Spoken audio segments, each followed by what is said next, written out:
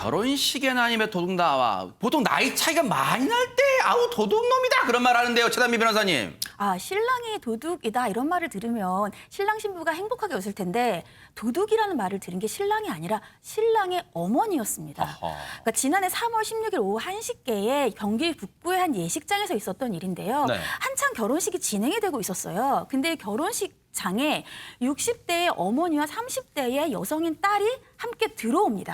소위 난입을 했다라고 볼 수도 있는데 왜냐하면 이 30대 딸이 들어오면서 도둑 나와라고 욕설 비슷하게 소리를 지르면서 들어와요. 그리고 그 어머니는 혼주석 뒤에 앉아서 이러한 결혼식장에 함께 들어오면서 한바탕 소동이 일어납니다. 아이고 그 결혼식장에 난입해서 도둑 나와라고 한 것도 하객들이 소스라치게 놀랐을 텐데 그 여성이 심지어 혼주석 뒷자리에 떡하니 앉았답니다. 아니 근데 안지중 기자님 무슨 일이 결혼식장 들어가서 왜 도둑이라고 외쳤을까? 도둑 나와 이렇게 외쳤을까요?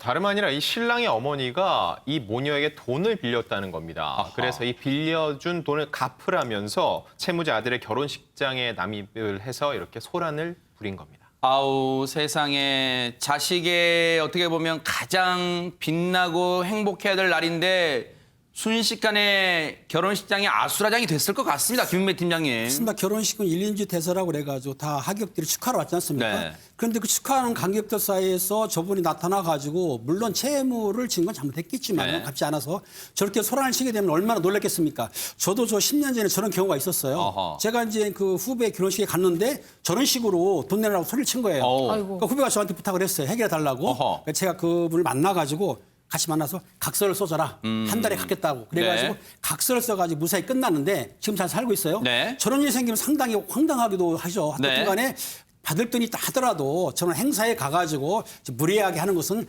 잘못됐다고 생각합니다. 게다가 세상에 그날만큼은 정말 세상 그 어느 누구보다 행복해야 될 신랑 신부 입장에서도 트라우마가 정신적 충격이 만만치 않았을 것 같습니다. 유인경 평론가님. 일생에 단 하루 한 번밖에 없는 결혼식장 모두가 축복해주고 사랑으로 넘칠 결혼식장이 악몽이 된 거죠.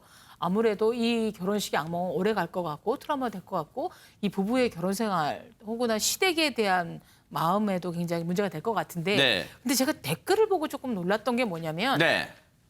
거의 90% 이상이 돈 꿔준 사람을 비난하는 내용이었습니다. 돈 빌려간 사람. 빌려간 사람, 혼주를. 혼주. 얼마나 속상했으면 갔겠냐. 왜 오직했으면 난동을 부렸겠냐. 이거 보면 느낀 게 뭐냐면 네. 돈 꿔주고 못 받은 사람들이 우리나라에 너무나 많구나. 그리고 돈 꿔가도 안 갚은 사람이 많아서 이런 사건까지 났구나 싶긴 하지만 그럼에도 불구하고 이성적으로 처리할 수 있을 일을 자녀의 결혼식장에 난입해서 했다는 거는 분명히 범죄 행위라고 생각이 듭니다. 네.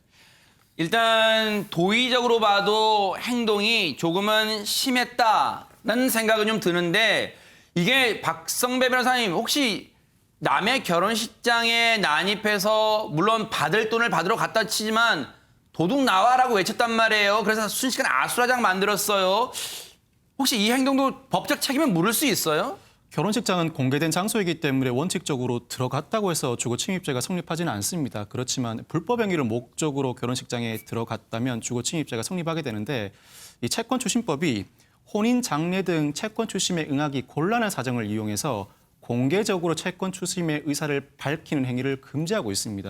이와 같은 행위를 실행하기 위해서 결혼식장에 들어갔기 때문에 주거 침입죄가 성립하는 것이고 어허. 역시나 이 검사는 해당 모녀를 폭처법상 공동주거 침입 혐의로 기소를 합니다. 그리고 1심 재판부도 해당 모녀에게 각 500만 원의 벌금형을 선고하게 되는데 네. 재판부는 피고인들은 빌려준 돈을 못 받았다는 이유로 피해자 아들의 결혼식에 침입해 소란을 피웠다. 이로 인해 피해자가 큰 정신적 충격을 받았을 것으로 보이는데 그에 반해 피고인들은 빌려준 돈을 받지 못해서 힘들다는 자신들의 사정만 얘기할 뿐 반성하는 모습을 찾기 어렵다고 판시했습니다. 네. 아니 근데 지금 이 재판부가요. 최단미 변호사님 반성하는 모습을 찾아볼 수 없다. 반성하지 않고 있다고 말한 이유가 있을까요? 아까 이제 앞서서 말씀하셨듯이 채권자의 입장에서는 자신이 빌려준 돈이니까 이 돈을 받고 싶은 마음이 절실할 거예요. 하지만 우리나라 법은 채권을 추심하는 데에도 적법한 절차를 규정을 하고 있습니다. 예를 들면은 해가 지고 나서는 채권을 추심하고자 하는 것을 할 수 없다든지 네. 앞서서 어떠한 내가 채권을 추심하는 데에 대해서 저항을 할 수 없는 상황인 뭐 결혼식장, 장례식장 이런 것들은 안 된다든지. 네. 근데 그런 상황에서 사실은 정말 중요한 날이잖아요. 자식의 결혼식장. 그렇죠. 그런데 이런 곳에서 나가서 그 사람들에게 충격 준 것은 생각하지 않고 본인의 입장만 생각한 것에 대해서 법원은 이제 거기를 지적한 거죠. 반성하는 아하. 모습을 보이지 않았다. 네. 근데 이제 2심 모녀가 항소를 했습니다. 아, 그래요? 벌금을 500만 원씩 받아서. 네. 근데 2심에서도 원심 판결 선고의 양형에 참작할 만한 사정 변경이 없다. 이 얘기는 양형의 변경이 없다는 거예요. 아. 그 얘기는 반성을 만약에 1심에서는 안 했는데 2심에서 반성을 했다라면 양형의 참작할 사정이 변경이 되는데 네. 그런 것도 없다라고 보이기 때문에 아마 모녀는 1심에서의 그러한 사정에 대한 것들을 똑같이 항소심에서도 했다. 이렇게 추측은 해볼 수 있습니다. 네. 글쎄요, 참 쉽게 말하기는 어려운 상황 같아요. 왜냐하면 돈을 빌려주신 분도 사정이 오죽 급하면 그랬을까라는 생각도 해보고요. 그리고 돈을 빌리신 분도 오죽하면 결혼식까지도 자식은 결혼식 보내야 되는데 돈을 또 갚지 못한 상황이 있었을 것 같기도 하고 참 딱한 상황이 연출됐다 이런 생각도 해봅니다.